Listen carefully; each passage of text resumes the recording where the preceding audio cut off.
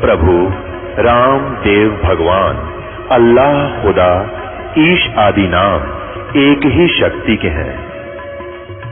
वो कैसा है, कहां है, कैसे मिलता है, किसने देखा है? ये प्रश्नवाचक चिन्ह पूर्ण रूप से हटाने के लिए अवश्य सुनिए जगत गुरु तत्वदर्शी संत रामपाल जी महाराज के अमृत वचन सर्व पवित्र धर्मों के पवित्र शास्त्रों के आधार पर।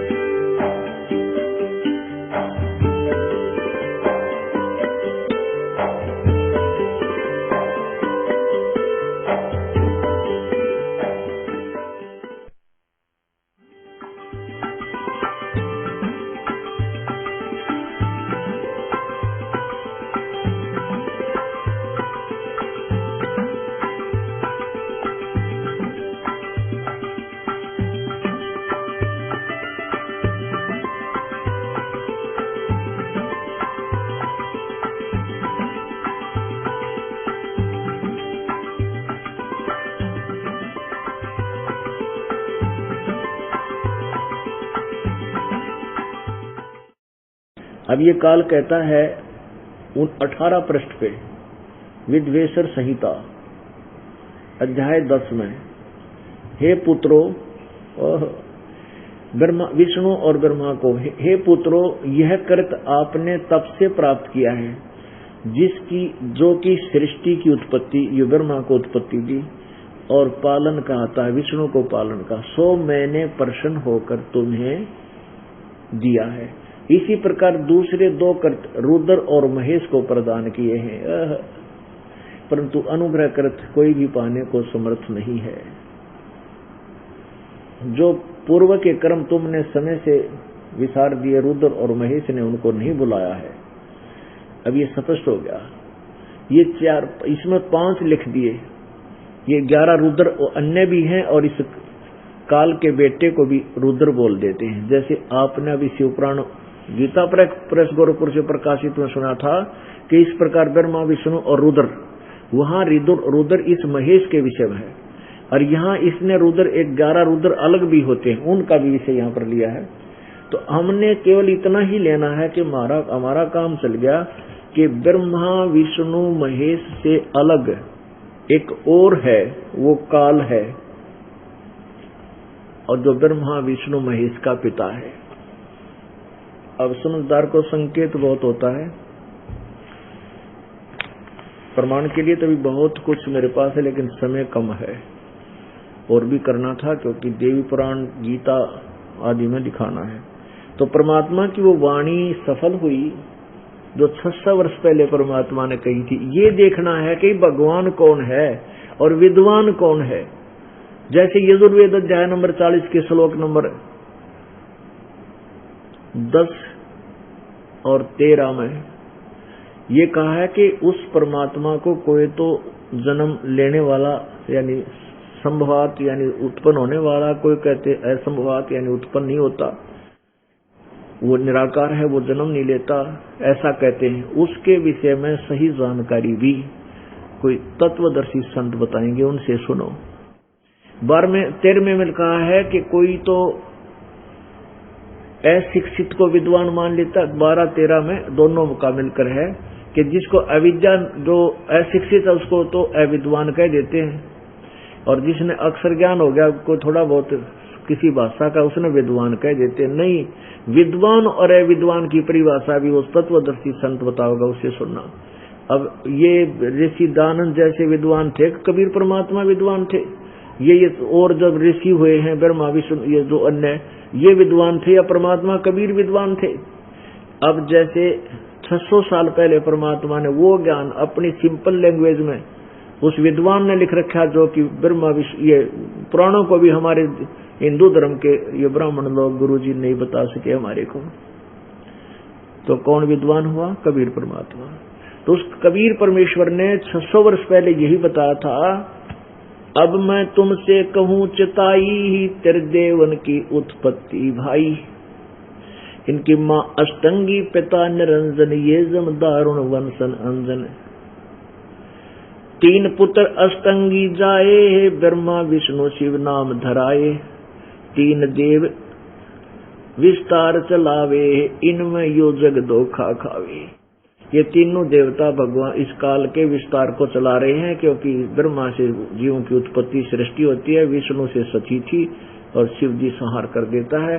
क्योंकि काल भगवान को 1 लाख मानव शरीरधारी प्राणियों के जीव को शरीर से निकले हुए गंध को खाने का सूक्ष्म शरीर से एक श्राप लगा हुआ है। उसके लिए इसने हमें यहाँ पर मानव शरीरधारी प्राणियों को ऐसे रोका हुआ है, नहीं तो इसने मानव शरीर भी ना देता। यो काल परमात्मा ने इसको वहां ये श्राप दे दिया कि तू 1 लाख मानव शरीरधारी प्राणी डेली खाएगा। तो इसलिए इसने यो मनुष्य शरीर देना पड़ा, ना तो यो शरीर भी ना देता अपने को। एक योनि और बना दो कुत्ते के दे तन्यारी।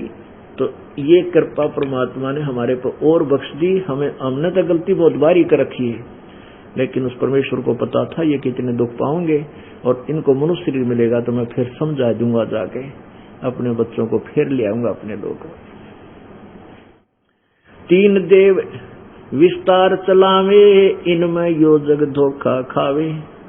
पुरुष गम कैसे कोई पावे है, काल निरंजन जग भरमावे। उस परमात्मा की का ज्ञान कैसे प्राणी पावे, काल सबको भरभित कर देता है, अज्ञान से भर देता है।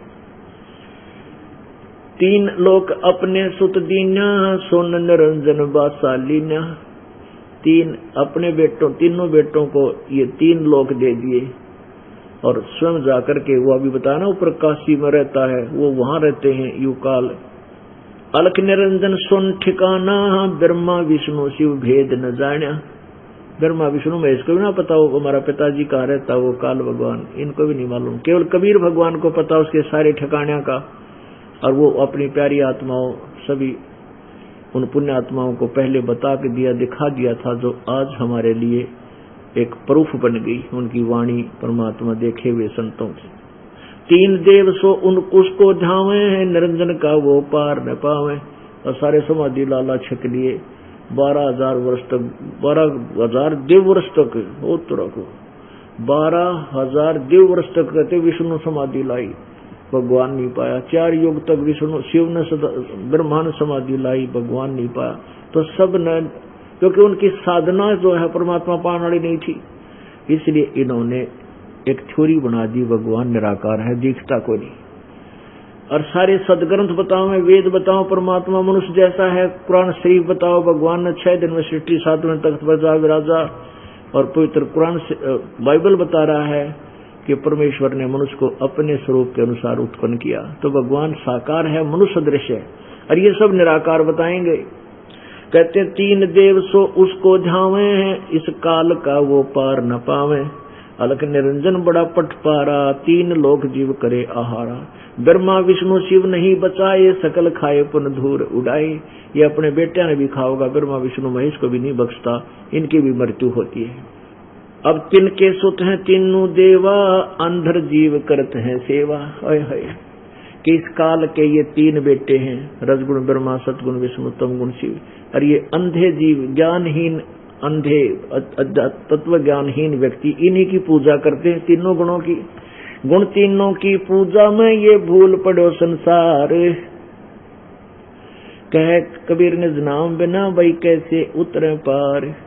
तीनों देव और अवतारा, ताको बजे सकल संसारा। 3 गुणों का ये विस्तारा, धर्मदास मैं कहूँ पुकारा। अब 5 मिनट का सत्संग आपको और सुनाना पड़ेगा, जिससे लिंक हो गया कि परमात्मा कहते हैं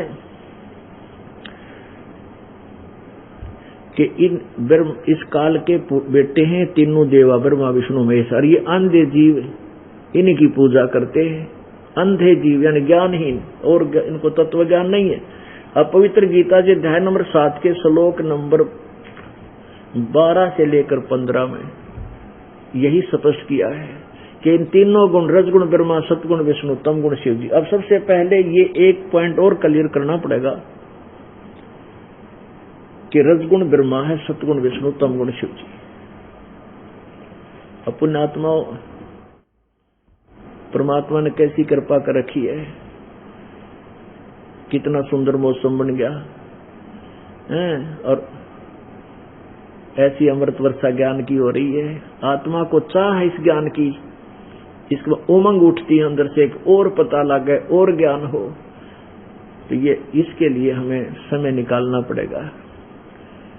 अब पहले हम सांग देखने जाया करते, सारा दिन खेतों में काम करते और शाम न आ जाते हैं, सांग देखने जाते, 2-2:30 बजे 3-4 बजे तक सांग देख के आते, और फिर थोड़ी अंश होते इतने करके कहते चलो खेत में। उनसे लोग छुप कर जाते थे, पता नहीं होता था क्या, तो दिन में काम करते ना काम करे तो करके फिर नौके वो फिर कटाई हो है, तो वो खेत में भी काम करते, रात में सांग भी देखकर देते। 6 दिन देखना पड़ा, 6 के 6 रात में जागे जाते, और वहां कुछ लेना न देना, उड़ा गधे बैठा करते, उस रेत में हम बैठते जाकर और बकवाद सुना करते। और अब ये निर्मल ज्ञान परमात्मा का अमृत वर्षा हो रही, नीचे मैट बिछा रखे, ऊपर पंखे चल रहे, बड़ी बड़ाई रोटी, कितनी अच्छी लाइट, और मौसम परमात्मा ने कितना प्यारा कर दिया। तो इसमें हमने नींद का नहीं देखना चाहिए, भगवान प्राप्ति का उद्देश्य ही रखना चाहिए। अब देखिएगा देवी भागवत महापुराण में सिर्फ इतना सिद्ध करना है कि रजगुण ब्रह्मा है, सतगुण विष्णु, तमगुण शिव जी। ये देखिएगा श्रीमद देवी भागवत हिंदी टीका सहित, अथ देवी भागवत, देवी भागवतम यानी देवी पुराण, भाषा टीका, सभाष टीकम समातम, खेमरा श्री कृष्ण दास प्रकाशन, बम्बई 4। अब इसका देखिए तीसरे स्कंद में,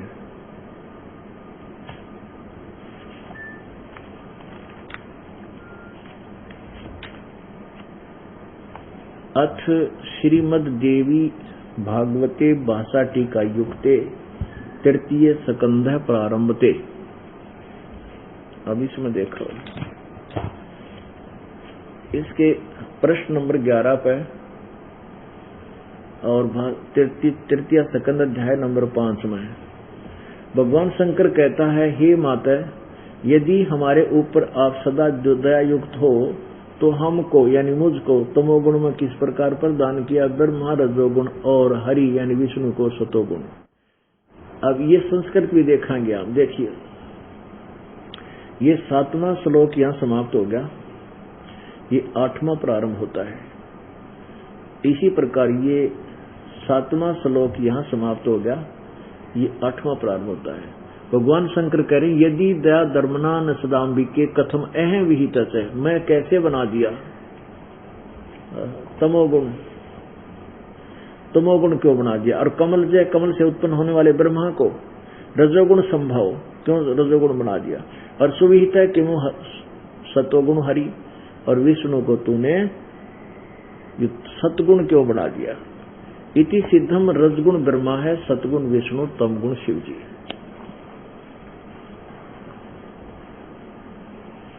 अब देखिएगा श्रीमद् भगवत गीता, ये श्रीमद् भगवत गीता अध्याय नंबर 7 का और श्लोक 12 से 15 आपको सुनाएंगे। ये देखिएगा अध्याय नंबर 7 और श्लोक नंबर यहाँ से 12। अब ये गीता जी काल बोलता है, और भी जो सतगुण से उत्पन्न होने वाले भाव हैं और जो रजोगुण से उत्पन्न होने वाले, रजोगुण से तमोगुण से होने वाले भाव हैं, उन सब को मुझसे ही होने वाले ऐसा जान, परंतु वास्तव में उनमें मैं और वे मुझ में नहीं। अभी आपने शिव पुराण गीता प्रेस गोरखपुर से प्रकाशित में पढ़ा कि इस प्रकार तीनों देवताओं में गुण है, रजगुण ब्रह्मा, सतगुण विष्णु, तमगुण शिव जी, लेकिन वो शिव गुणातीत माने गए। ये क्या कहता है कि ये तीनों गुणों से जो कुछ भी हो रहा, रजगुण ब्रह्मा से उत्पत्ति, विष्णु से सतीथि और सतगुण तमगुण शिव जी से संहार, इसका मुख्य कारण तो मैं ही हूं, क्योंकि इसको 1 लाख मानव शरीरधारी प्राणी नित खाने पड़ते हैं। लेकिन ये कहता मैं इनमें नहीं, ये मुझ में नहीं, क्योंकि इनसे अलग रहता है। अभी परमात्मा ने अपनी वाणी में बताया कि वो ज्योत सुन ठिकाना, ज्योत निरंजन सुन ठिकाना, वो तो ऊपर रहता है। तीनों पुर अपने सुत दीना, और सुन निरंजन बादशाह लीना, ऊपर बादशाह कीना, वो सुन में रहता, अलग रहता है। तो अब क्या कहता है 13वें में, देखो 13वें में क्या कहा है, 7वें अध्याय के 13वें श्लोक में, गुणों के कार्य रूप रजगुण ब्रह्मा सतगुण विष्णु तमगुण शिव जी, इन तीनों प्रकार के भावों से संसार प्राणी समुदाय मोहित हो रहा है। इन तीनों गुणों से परे मुझ अविनाशी को नहीं जानता, यानी ब्रह्मा विष्णु महेश से ऊपर मुझे भी नहीं जानता, यानी ब्रह्म को भी नहीं जानता ये। अब 14 में कहा है कि यह अलौकिक अर्थात अद्भुत त्रिगुणमयी मेरी माया, रजगुण ब्रह्मा सतगुण विष्णु तमगुण शिव जी द्वारा फैला गया जाल बड़े दुष्टर खतरनाक है, और जो पुरुष मुझको निरंतर भजते हैं वो इस माया का उल्लंघन कर जाते हैं। यानी ब्रह्म कहता कि जो मुझे भजते हैं, यानी ब्रह्मा विष्णु महेश ये देवता, ये भी लोग इनको भी भजते हैं, इसलिए कहता है जो मुझे भजते हैं वो इन तो ऊपर उठ जाते हैं इन तीनों गुणों से। अब 15वें में तोड़ पाड़ दिया, इस माया के द्वारा रजगुण ब्रह्मा सदगुण विष्णु तमगुण शिव जी के अतिरिक्त जो किसी और की पूजा नहीं करते, ना सुनने को तैयार, जिनका ज्ञान हरा जा चुका है, इन्हीं के मिलने वाले लाभ पर जो आश्रित हैं, आसुर स्वभाव को धारण किए हुए हो राक्षस स्वभाव, इन तीनों गुणों के पुजारी रजगुण ब्रह्मा सदगुण विष्णु तमगुण शिव जी के पुजारियों को क्या संज्ञा दी है गीता ज्ञानदाता ने? असुर स्वभाव के, राक्षस स्वभाव को धारण किए मनुष्यों में नीच और दूषित कर्म करने वाले मूढ़ लोग, मूर्ख लोग, और मुझको नहीं भजते। अब इससे सिद्ध हो गया कि रजगुण ब्रह्मा सतगुण विष्णु तमगुण शिव जी ये पूजा के योग नहीं, इनकी पूजा नहीं करनी, और इनको पूजते हैं वो राक्षस स्वभाव के दूषित कर्म करने वाले। क्यों कहा? जैसे तमगुण शिव की पूजा की थी रावण ने, और के संज्ञा पाई उसने, क्या उपमा पाई?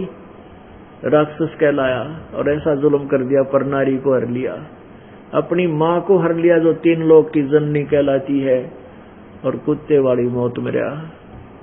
राक्षस की पदवी, ऐसा जुल्म, मांस खावे, शराब पीवे और भगत को आवे। ब्राह्मण बाणा क्रम कसाई, जन्म तो ब्राह्मण के घर में और काम कसाई वाले सारे। तो ये इन पूजाओं का ये प्रतिफल। फिर एक भस्मागिरी नाम का एक साधक था जिसने तमगुण शिव की साधना 12 वर्ष तक ऊपर न पैर करके नीचे न शीश करके की, और पहले हजारों वर्ष अलग से तप किया इसी उद्देश्य से। 12 वर्ष तो शिव जी के द्वार का आज्ञा करके की। पार्वती ने एक दिन कहा कि हे महादेव, आप तो भगवानों के भगवान हैं, आपका ये उपासक क्या मांगता है, इसको फारिग करो यहाँ से। तो भगवान शिव ने कहा कि मांग भाई भस्मागिरी, के मांगा मेरे तय। अब भस्मागिरी ने कहा भगवान ऐसे नहीं, पहले वचनबद्ध हो जाओ फिर मांगूंगा। भगवान ने सोचा साधु संत के मांगेगा, एक आधी सिद्धि मांग लेगा, दे दूंगा। कहने लगा भाई ठीक है, भगवान शिव ने कहा मैं वचनबद्ध होता हूँ, मांग क्या मांगता है। अब जब वह खड़ा हो गया सीधा, वो छोड़ दिया तपस्या। कहने लगा मुझे भस्म कड़ा दे दे। भगवान शिव के पास एक कड़ा पैर रखा था, भस्म कंडा, और उसमें ऐसी शक्ति थी कि किसी के सिर के ऊपर रखकर उसने नो कह देना भस्म, वो मर जाता था, अगले वाला जल जाता था, राख हो जाती थी। इस बात का ज्ञान, इस बात की जानकारी थी भस्मागिरी ने। और भस्मागिरी किस उद्देश्य से तपस्या कर रहा था, किस उद्देश्य से वो कड़ा मांगा? उसका उद्देश्य था कि भस्म कड़ा लेकर पार्वती ने तो पत्नी बनाओ और शिव जी ने मारूंगा, और भगवान उससे की भक्ति करे, उससे के प्रति इतना खोट है। तो भगवान शिव ने सोचा भी साधु संत जंगल में रहता है, अपनी रक्षा के लिए मांगता होगा, निकाल के दे दिया अगले बच्चा।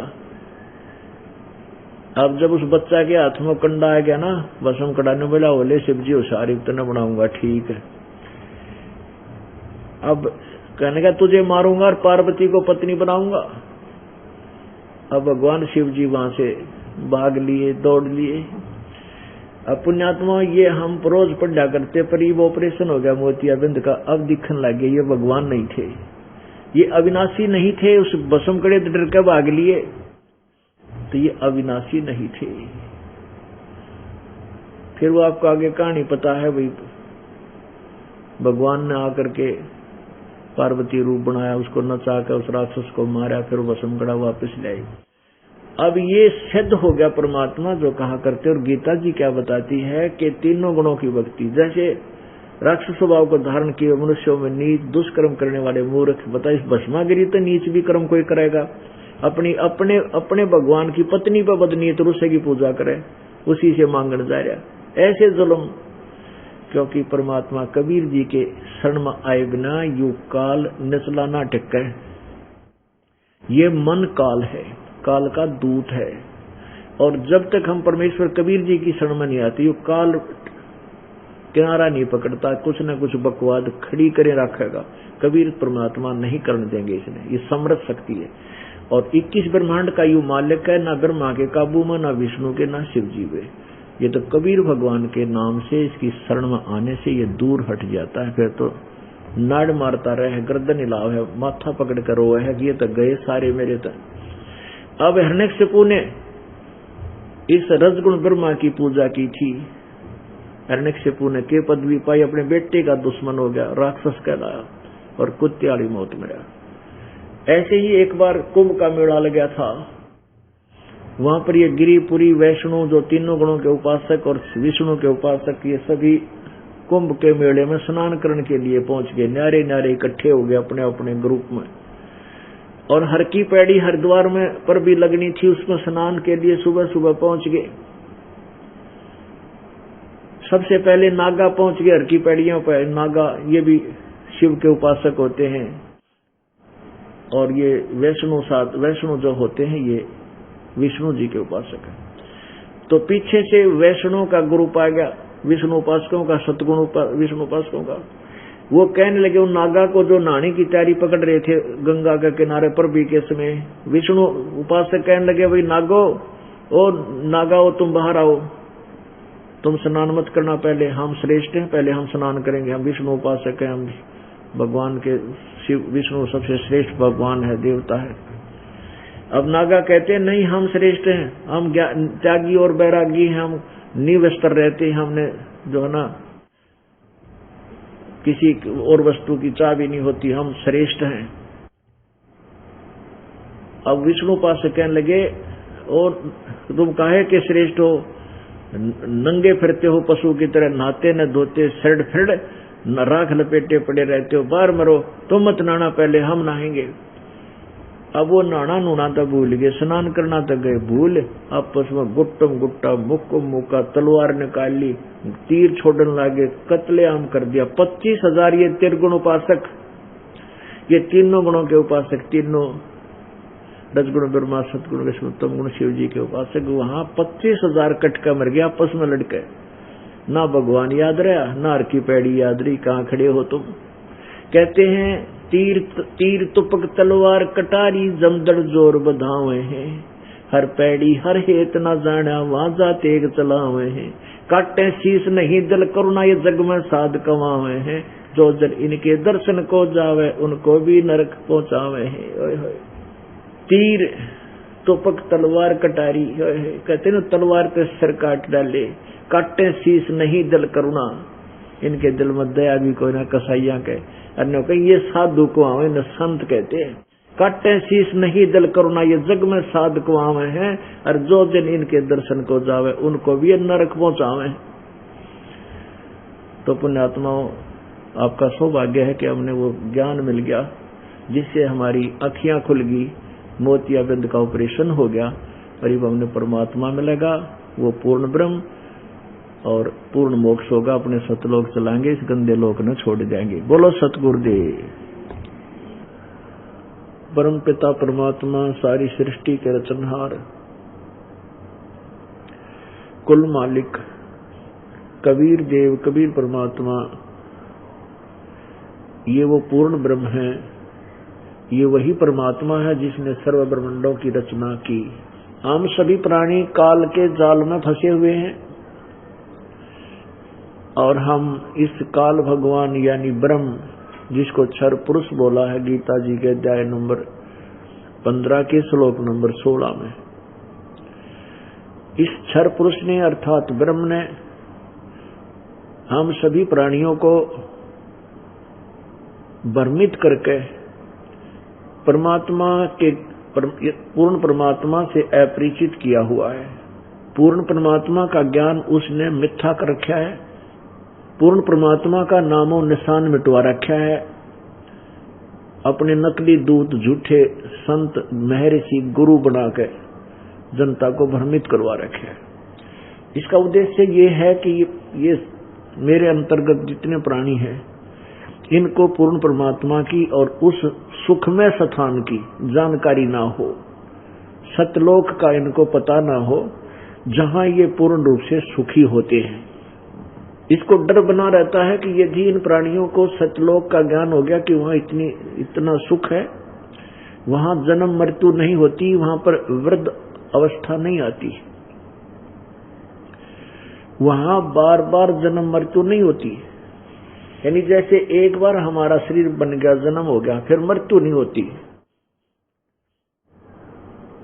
और वृद्ध अवस्था नहीं आती है। वो स्थान सत्यलोक है, वो सुख सागर कहलाता है। हम वहां रहा करते थे सभी प्राणी, जो आज चींटी से लेकर हाथी तक जो जीव जंतु हैं, पशु पक्षी हैं, या जितने भी मानव शरीरधारी प्राणी हैं, सूक्ष्म से सूक्ष्म जो अणु हैं, जीवाणु हैं, ये सभी हम सतलोक में रहा करते थे। और हमने एक नालायकी की थी। हम अपनी गलती के कारण इस काल भगवान ज्योति निरंजन अर्थात क्षर पुरुष के ऊपर आसक्त हो गए, हम पतिव्रता पद से गिर गए। हमने अपने परम पिता परमात्मा जो सर्व सुख दे था, कोई कष्ट नहीं था, ना कोई मृत्यु थी, ना कोई बुढ़ापा था, किसी प्रकार का रोग नहीं था, बढ़िया शरीर हमें प्राप्त था, वहां पर कोई भी कार्य नहीं था, वहां बिना किए हमें आहार प्राप्त होता था, हर तरह की सुविधाएं थी, सब सुख थे। हमने इस ज्योति निरंजन के ऊपर आसक्त होकर अपने पैर पे आप ही कुहाड़ा मार लिया और हम इसके साथ इस ज्योति निरंजन द्वारा लिए गए 21 ब्रह्मांड तप करके इनमें आ गए। 21 ब्रह्मांड इस ज्योति निरंजन काल ने घोर तप करके और ये ब्रह्मांड प्राप्त किए थे। परमेश्वर कबीर देव ने इसको 21 ब्रह्मांड दे दिए थे। तो इसके ऊपर हम आसक्त हो गए, अपने पिता से दिल हटा लिया, जिस कारण हम इस काल के जाल में फंस गए। अब इसको श्राप लगा हुआ है 1 लाख मानव शरीरधारी प्राणियों का आहार करने का। किसको? ज्योति निरंजन अर्थात काल भगवान को, जो ब्रह्मा विष्णु महेश के पूज्य पिताजी हैं। और इस कारण से ये किसी को भी ये ज्ञान नहीं होने देता कि कोई और स्थान भी है। केवल ये यहाँ एक ब्रह्मांड के ब्रह्म, यहाँ स्वर्गलोक और महास्वर्ग अर्थात ब्रह्मलोक तक की जानकारी इनको है। तो ये काल चौकस रहता है कि इन प्राणियों को उस पूर्ण परमात्मा का ज्ञान ना हो जाए। पुण्यात्माओं, आप विशेष कुछ दिनों के बाद आपको एक विशेष ज्ञान होगा। ये तत्व ज्ञान की गहराई में आप पहुंचोगे तो पता चलेगा कि सचमुच इस काल ने तो पूर्ण रूप से जो है हमें धोखे में डाला हुआ है। अब हमारे सदग्रंथ वेद हैं, पुराण हैं, गीता जी, ये सभी पवित्र सदग्रंथ हमारे मान्य हैं। और इनमें ज्ञान लिखा है, वो ज्ञान तो इनके अंदर विद्यमान है, लेकिन उस ज्ञान को भी यथार्थ रूप में इसने हमारे तक नहीं आने दिया। ये नकली झूठे गुरु बनाकर ब्राह्मण, ऋषि, महर्षि, मंडलेश्वर, इनके द्वारा शास्त्र विरुद्ध ज्ञान पूरे मानव समाज में फैला दिया। आप देख लो, श्रद्धालुओं की कमी नहीं और संतों की कमी नहीं, और किसी का सिद्धांत जब मिलता होता एक दूसरे से, किसी का भी सिद्धांत, किसी का भी थ्योरी, किसी की भी भक्ति के मंत्र एक दूसरे से मेल नहीं खाते। और ना ही ज्ञान मेल खाता। और जबकि वेदों में ज्ञान एक, अब वेद तो सबके साझले हैं, उसमें से अगर पढ़ के किसी ने सुनाया हो तो एक ही ज्ञान होता। सबने दंत कथा अपना अज्ञान अनुभव सुना दिया। ये लोक वेद कहलाता है, लोक वेद, जो यथार्थ ज्ञान से कोसों परे होता है, जिसे दंत कथा कहते हैं। और यही पुराण थी, वही पुराण है जिनमें ज्ञान विद्यमान है, और वो ज्ञान आप तक नहीं। जो कमाल की बात कर रखी इन्होंने, तो अब पता चलेगा आपको कि सरेआम हमारे साथ धोखा सुनियोजित षड्यंत्र के तहत किया हुआ है। अब वो ज्ञान जो हमारे पवित्र पुराणों में लिखा था, हमारे तक वो भी ना दिया। वो भी कबीर परमेश्वर की रजा से, इस दास पे कृपा की परमेश्वर कबीर देव ने इस दास को बुद्धि दी और इन सदग्रंथों को देखा, और आज आपके समक्ष इनको प्रस्तुत कर दिया। आप खुद भी पढ़ रहे हो और ये दास भी पढ़कर सुना रहा है। तो इस काल भगवान ने ऐसा जुल्म किया हुआ है, और यहाँ कोई भी प्राणी सुखी नहीं है, किसी को भी चैन नहीं है, एक पल की भी नहीं, सपने में भी सुखी नहीं है प्राणी। रात्रि में सो जाता है तो भी सुखी नहीं। ऐसे भयंकर सपने आते हैं, कोई ऐसी आपत्ति आती दिखती है, पता नहीं के जुल्म होता रहता है, सारी रात भागता रहता है, और दिन में दुखी है ही वो प्राणी जो रात में दुखी होगा। तो इसने हमें इतना परेशान कर दिया कि हमारे दुखों की गणना नहीं हो सकती। लेकिन हमारे पास कोई विकल्प नहीं इसका, हमारे पास कोई विकल्प नहीं था, विकल्प नहीं था, अल्टरनेट नहीं था। इसलिए हमने इन दुखों को, और जो कुछ कम दुख हो गए, इन दुखों, महान दुखों से कुछ कम दुखों को ही सुख मान लिया। परमात्मा कहते हैं, ये संसार समझदा नाही, कहंदा श्याम दोपहरे नु, गरीबदास ये वक्त जात है, रोवोगे इस पैरे नु। ये संसार समझदा नहीं, और कहंदा श्याम दोपहरे नु। अब पुण्यात्मा जिसके पुत्र नहीं है ना, वो तेने सोचे मेरे जैसा दुखी नहीं है। वो इससे बात ने दुख मान रहा है कि मेरे पुत्र ना दिया भगवान ने। ये काल के जाल को समझो, परमात्मा आपको वही मिलना है जो आपके भाग्य में है। आप कितने दुखी हो लो चाहे सुखी हो लो, वही मिलना है। कब तक? जब तक आप कबीर परमेश्वर की चरणों में नहीं आते, क्योंकि इस परमेश्वर कबीर देव के पास एक सुप्रीम पावर है, वीटो पावर है। आपके भाग में ना होगी तो भी वस्तु आपको देगा, लेकिन देगा वो उस वस्तु को देगा जो आपके भक्ति में बाधा ना करे। और यदि भक्ति में बाधा करने वाली वस्तु आप डिमांड भी कर रहे हो तो परमात्मा नहीं देगा। ये मत सोचो कि परमात्मा दे नहीं सकता, लेकिन वो नहीं देगा। जैसे बच्चा, छोटा सा बालक, चूल्हे में अग्नि जल रही हो और वो चलता चलता उसके अंदर हाथ देना चाहता है, कि उसको अच्छी वस्तु समझता है, उसकी डिमांड करता है, और उससे वापस हटा लेते हैं तो रोता है, फिर उधर चलने की चेष्टा करता। तो माता पिता भाई बहन जो उनसे बड़े हैं उसको उधर नहीं जाने देंगे, वो रो चाहे राजी रहो। इसी प्रकार परमात्मा, जैसे हम कोई डिमांड करते हैं, जब हम परमेश्वर कबीर देव के चरणों में आ जाते हैं और उसमें आपके हाथ जलने हों, अर्थात आपको हानि होनी होगी, तो परमेश्वर कबीर देव नहीं देगा। आप जी चाहे राजी रही हो चाहे नाराज होना, भक्ति करना चाहे ना करना, क्योंकि हमारा मूल उद्देश्य आपको काल के जाल में छुड़वा कर सदा के लिए सुखी करना है। और आप वो अस्थायी सुख डिमांड करने मांगने आते हो यहाँ पर, जो बिना मांगे देगा आपको। आप केवल एक चीज मांगो, परमात्मा अपने चरणों से दूर ना करना। अब जब हम समर्थ के चरणों में पड़े रहेंगे तो धनी के द्वार पर के आदमी भूखा रहा करे? कभी नहीं रहेगा। तो हम उस समर्थ के द्वार पर पड़े रहेंगे तो हमें किसी चीज की, आवश्यक वस्तु की कमी नहीं रहेगी। कहने का भाव ये है कि ये जो काल ने ऐसा सुनियोजित षड्यंत्र रचा हुआ है कि इसने अपने नकली संत भेजकर और यथार्थ ज्ञान से कोसों दूर कर दिया। सदग्रंथों के पवित्र हिंदू समाज अपने सदग्रंथों से अपरिचित, और पवित्र सिख समाज अपने गुरु ग्रंथ साहिब के अंदर क्या गुण रहस्य है उससे पूर्ण रूप से अपरिचित, और पवित्र ईसाई समाज पवित्र बाइबल के गुण रहस्य से अपरिचित, और पवित्र मुसलमान धर्म पवित्र कुरान शरीफ के गुण रहस्य से अपरिचित। अब कारण क्या है कि इस काल भगवान ने सभी को भ्रमित करना, अपने जाल में फंसाए रखना ही उद्देश्य बना रखा है। अब परमात्मा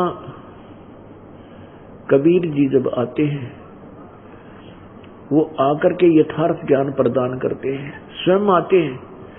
परमेश्वर कबीर जी के अतिरिक्त यहाँ पर कोई भी प्राणी ना तो सृष्टि रचना को जानता ना जान सकता, क्योंकि कबीर परमेश्वर इस काल से सुप्रीम पावर है।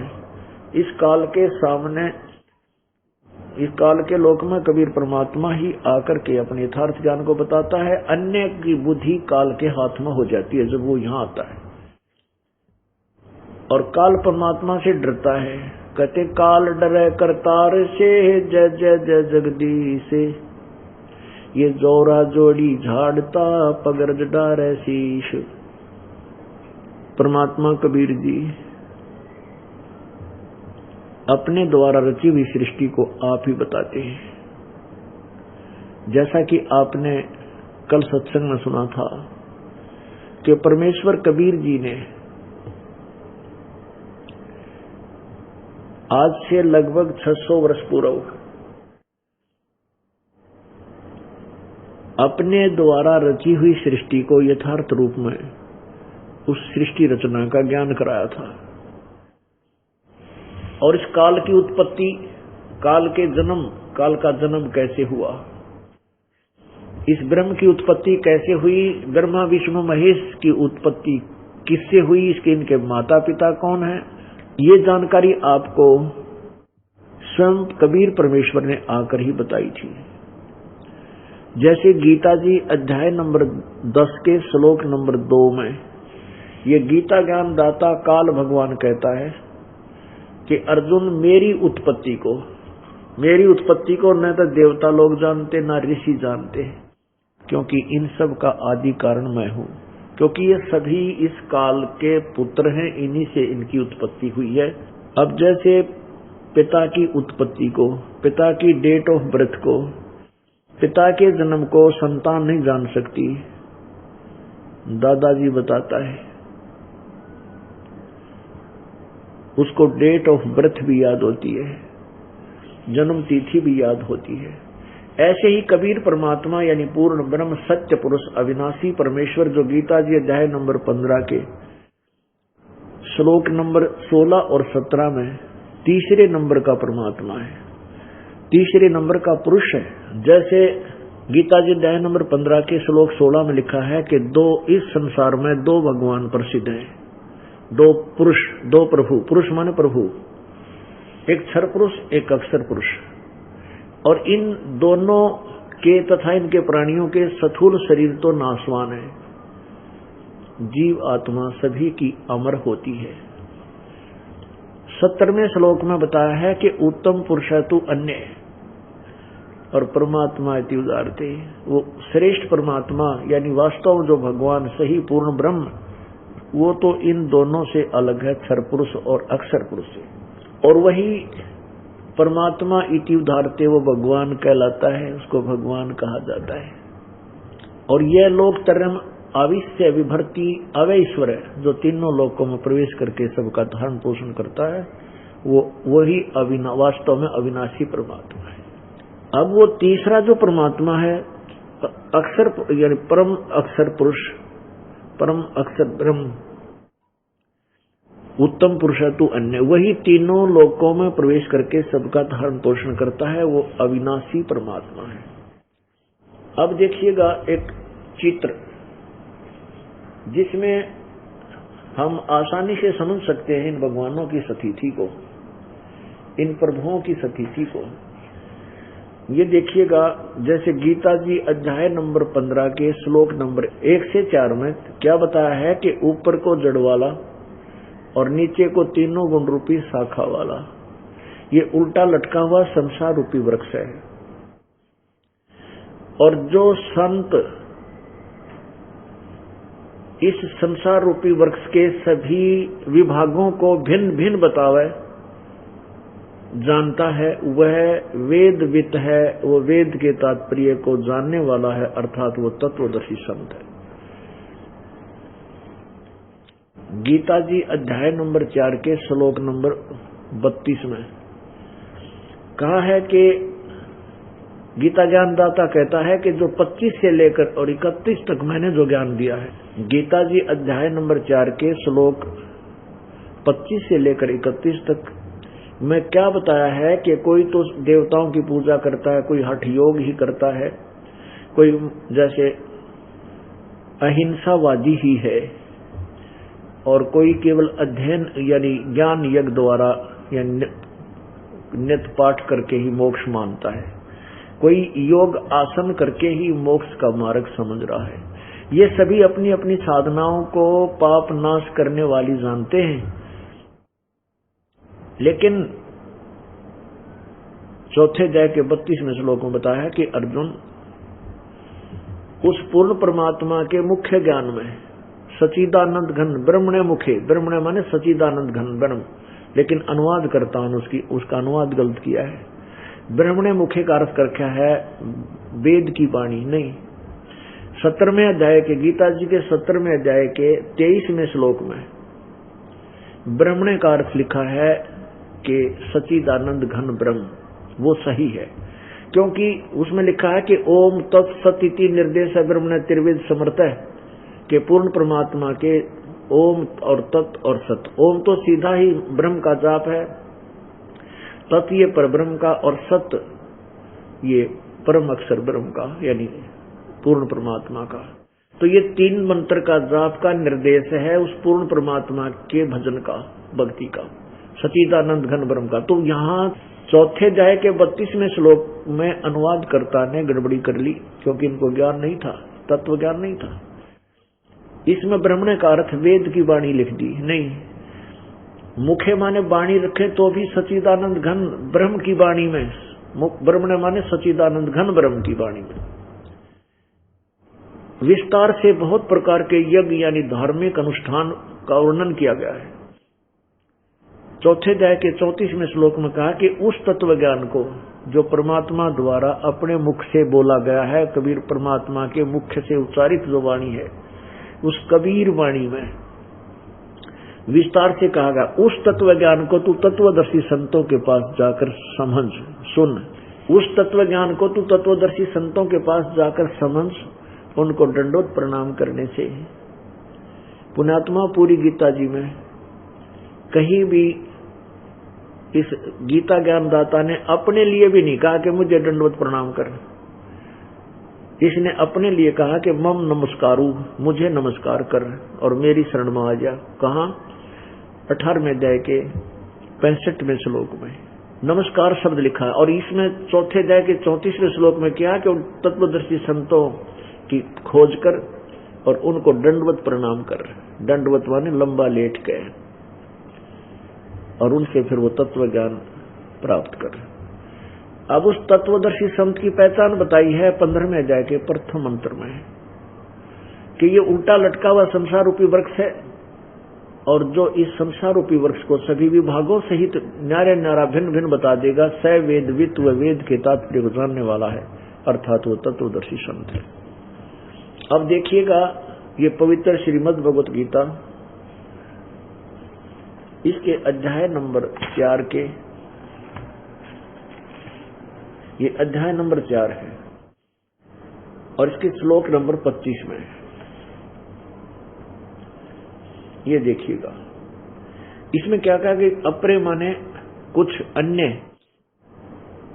कुछ योगीजन, दूसरे योगीजन देवताओं के पूजन रूप यज्ञ का भली बातें अनुष्ठान किया करते हैं। यानी कुछ तो देवता पूजते हैं, यही साधना करते हैं, यज्ञ माने साधना, और अन्य अपरे माने अन्य, दूसरे अन्य परब्रह्म परमात्मा रूप ब्रह्माग्नो यानी ब्रह्म के ऊपर ही अपने शरीर को झोंक देते हैं, यानी अभय दर्शन रूप यज्ञ का ही आत्म रूप यज्ञ का हवन क्या करते हैं, 26 में बताया है।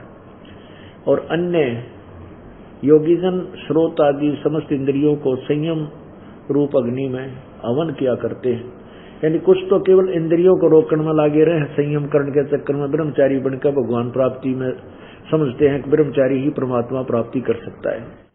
और दूसरे योगीजन शब्द आदि या कान बंद करके, नाक कान बंद करके समस्त विषयों को इंद्रियों को अग्नि में हवन किया करते हैं। 27 में कहा कि दूसरे इंद्रियों की संपूर्ण क्रियाओं को और प्राणों की समस्त क्रियाओं को, श्वास प्राण माने श्वास उश्वास, जैसे ये प्राणायाम आदि करते हैं, ज्ञान से प्रकाशित आत्म संयम योग रूपी अग्नि में हवन किया करते हैं। ये योगासन करके ही अपने आप को संतुष्ट मान लेते हैं, मोक्षदायक मान लेते हैं। 28 में कहा है कि कई पुरुष धर्म संबंधी यज्ञ करने वाले, यानी धर्म भंडारे कर दे, कितना दान दे दिया, कितना कुआं बनवा दिया, कितना धर्मशाला बनवा दी, या कि धर्म के भंडारे कर दिए, भोजन भंडारे, और कुछ तपस्या ही करके अपने तपस्या रूप यज्ञ करने वाले हैं, यज्ञ माने साधना।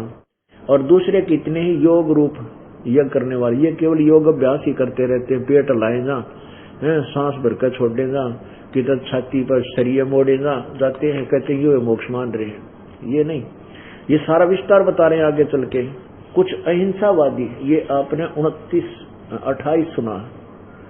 दूसरे कितने योग रूप हवन करने वाले, कितने ही अहिंसावादी तीक्ष्ण व्रतों से युक्त यत्नशील पुरुष स्वाध्याय रूप ज्ञान यज्ञ करने वाले हैं।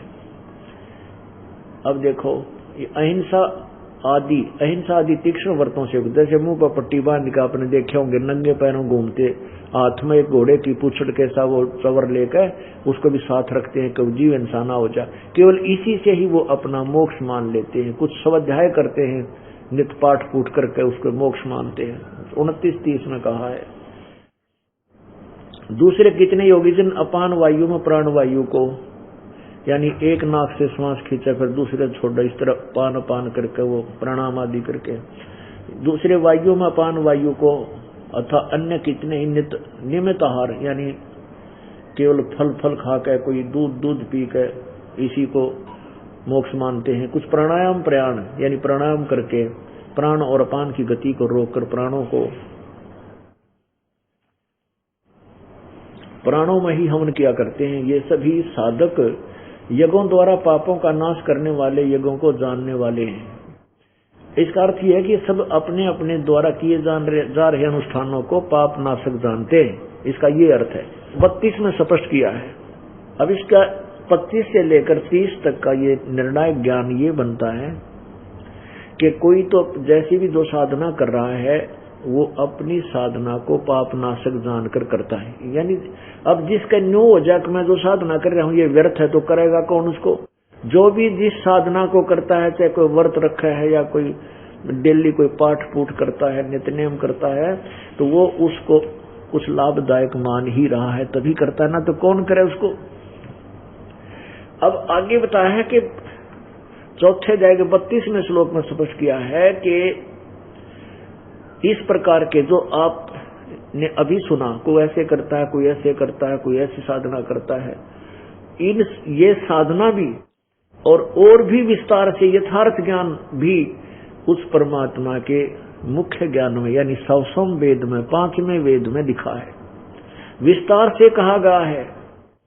और वो 5वां वेद है कबीर परमेश्वर की वाणी, कबीर वाणी है।